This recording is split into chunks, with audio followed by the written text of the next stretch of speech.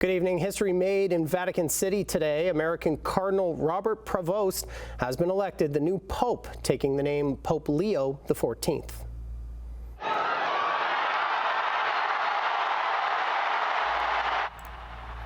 White smoke billowed out of the Sistine Chapel chimney, indicating the choice of a new pope on just the second day of the conclave of cardinals and on the fourth round of voting by the 133 cardinals. Massive crowds in St. Peter's Square cheered and awaited the emergence of their new leader, whose identity wasn't revealed until he stepped out onto the balcony at St. Peter's Basilica.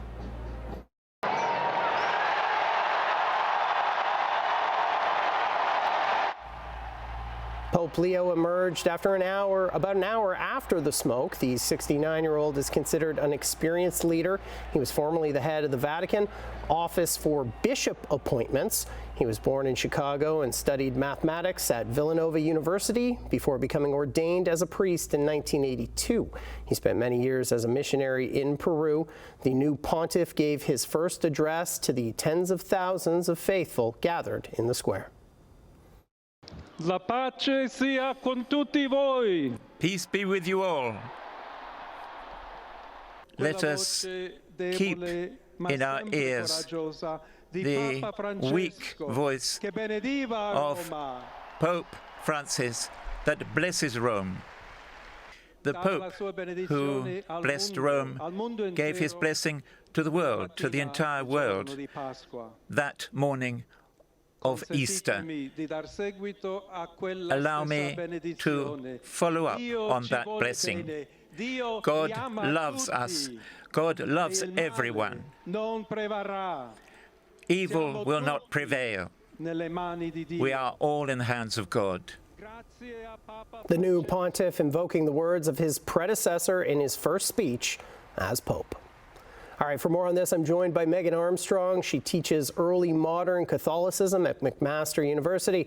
Megan, what do you think of this choice? I think it's a fascinating choice, and I really think it speaks to the moment that the church is in right now. Here we have a global institution that just lost a very charismatic leader who was interested in pastoral care. It was a leader who was very active in the globe.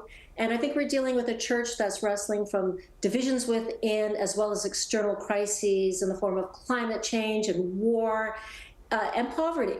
So they needed a leader who could address the moment, and I think that Prevost is not a bad choice, actually. What can you tell us about his career in the church leading up until today? He's had actually quite an impressive career, not only in terms of his administrative experience, but the diverse experiences. First of all, he was educated at Catholic schools, both in the States and in Europe. We know that in 1985, he decided to make the big decision to join the Augustinian friars in Peru, which was quite a big decision to make, to join a religious order, and especially one that's known for its dedication to poverty, social justice, preaching. This is a rigorous order, and he worked there as a teacher, as a parish priest, and also in other dimensions of its administration, eventually rising to become the head of the entire order globally. And as the head administrator, this is both an administrative position but also a leadership position that gave him a global voice. And then he was brought into the Vatican, so he is experiencing working on the inside of the Vatican as well, before becoming a bishop back in Peru. So here is a man of the church who has been active globally in the church administration, both on the front lines of faith, but also in high administration. So he has a great deal of experience to bring to bear. Do you think Pope Leo will continue the work and legacy of Pope Francis? I think we saw in his speech, as well as his path to this moment, that he is very much going to continue much of that legacy. I think he was one of the cardinals that was chosen by Francis, and while there are some differences in their stances, they have a great deal in common. We have to consider that both are men who are products, to begin with, of missionary orders. Francis was a Jesuit who then chose the name Francis, the founder of another great mendicant order, the Franciscans. Now we have his successor, a man who is a product of the Augustinian friars. These are the three of the four great medieval orders dedicated to preaching and pastoral care. And these are people who also cared about poverty, cared about social justice. So these are orders in which they've always been active in society. And so he's already said in his statement from the St. Peter's today that he is carrying the same message. He uses Francis's message of love, compassion, a global community.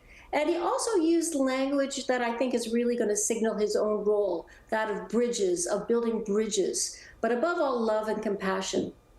That's Megan Armstrong from McMaster University. Megan, thanks so much for taking some time for us tonight. Thank you for inviting me, Matt.